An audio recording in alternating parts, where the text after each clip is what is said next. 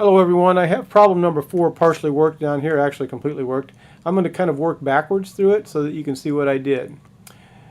First of all, we know that up here I wrote the two equations down. One treats light as a particle, one treats light as a wave.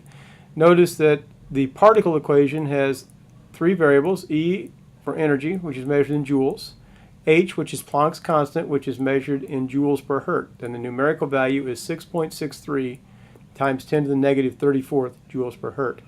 We have nu, which is frequency. Frequency is measured in hertz or reciprocal seconds. Second equation, you've got c is equal to wavelength times frequency. C is the speed of light. Wavelength is measured in meters usually.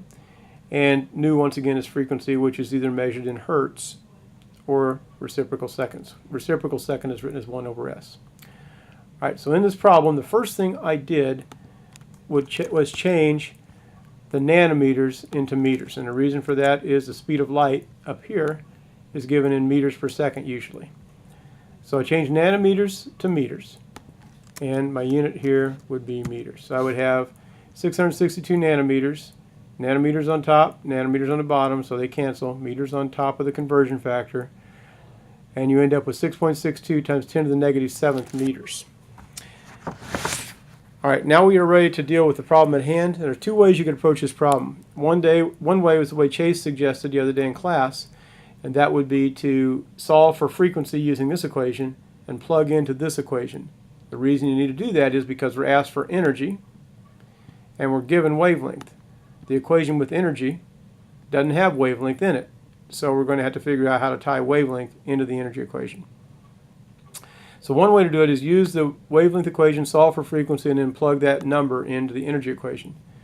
Being more algebraic, if we know that, I would do it this way. We know that c is equal to wavelength times frequency. So I rearrange that equation by dividing both sides by wavelength. I could find that wavelength is equal to the speed of light divided by, the frequency is equal to the speed of light divided by wavelength. So then I could take this number and plug it in down here. So energy is equal to h times nu, but nu equals the speed of light over wavelength. So I could say E is equal to h times the speed of light over wavelength. Then if you plug the numbers in, this joule seconds is really joules per hertz. But hertz are reciprocal seconds, so you could change that to 1 over s. And then you could divide. When you divide fractions, you multiply by the reciprocal. So it's joules divided by 1 over s. So it's really joules times s over 1, or just joule seconds. The speed of light's in meters per second. I plug that in here. So once again, I've got h, which is Planck's constant. I've got c, which is the speed of light, divided by the wavelength. The wavelength we found up above was 6.62 times 10 to the negative 7th meters.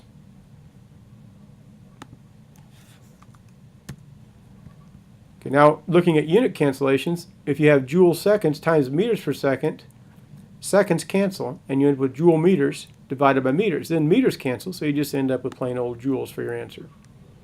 And that's how you do problem number 4.